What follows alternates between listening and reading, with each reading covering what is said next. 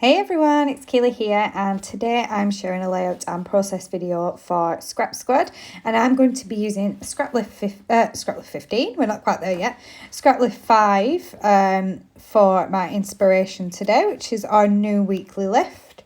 And you can see that right now in the top right hand corner, and it's an absolutely beautiful scrap lift.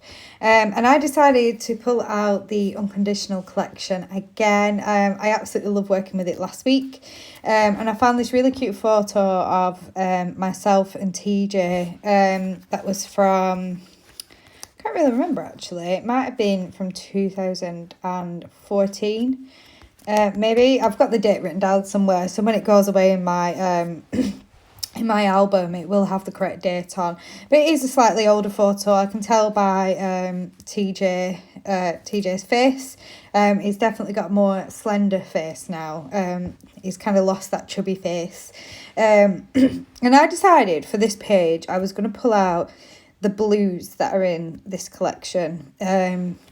I am going to bring in some gold as well, because there is quite a lot of gold foil in this collection, as well as some glittery gold as well. So I'm going to just focus on those colours on this page. And I really like to do this because I think it's a really fun way of kind of limiting your supplies, which makes it a little bit easier to create a page with when you've got a little less to work with than having lots and lots to work with. So I've started building a cluster at the top corner.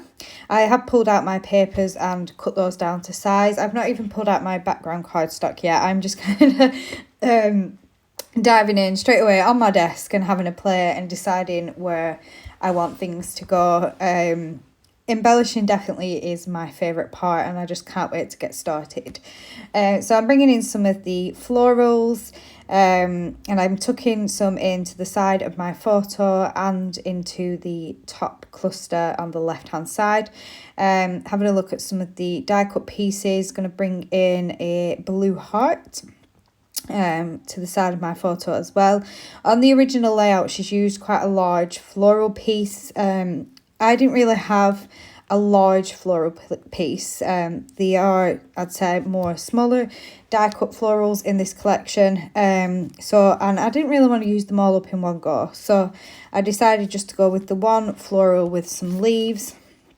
And I'm going to add a few other bits and pieces just to build up the cluster. So I'm adding in a heart. I've got a butterfly down there as well. In the top cluster I've got a chipboard piece which reads always and no matter what. I've brought in, I think, some other hearts and bits and pieces as well. And I'm just kind of layering things in and seeing what I like. I've got a little banner sticker from the sticker sheets which says always and forever, and that's going to be part of my title. And I'm just having a look to see what else I may want to add onto this layout as well. I'm just trying things out.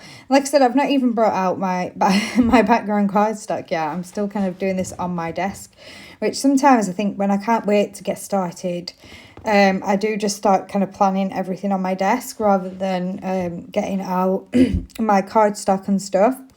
I'm also going to pull out my title already as well, and I'm going to use love you as my title, so then it reads love you always and forever. And I don't really get many photos with TJ. I mean, looking back as well, I didn't really take many of us together.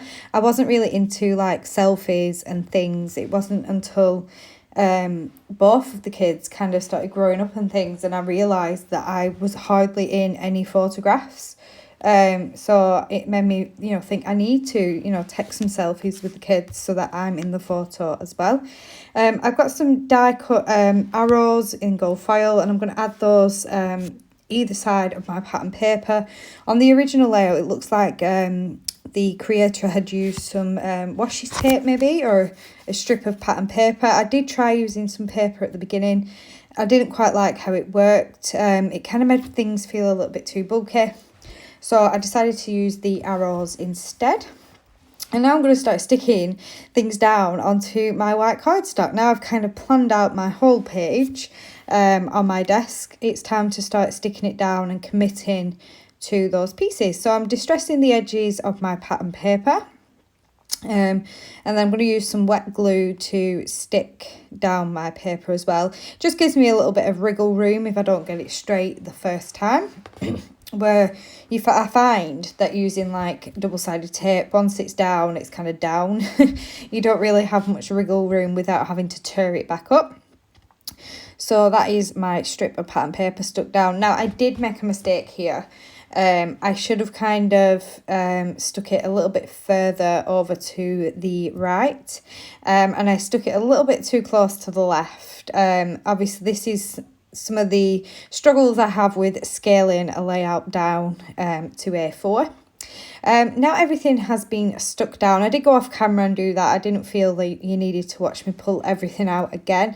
And I did add in a few extra little bits and pieces as well. Some of those glittery gems, which are really pretty. And a couple of stickers as well. And I'm just finishing off with some gold mist, which is the Jen Hadfield gold mist. I absolutely love this, and it goes so well with this collection. So here are my close-ups. Please do check out the Scrap Squad Facebook group and join in with our weekly lifts. We love seeing everyone's creations. Thank you for watching. Bye.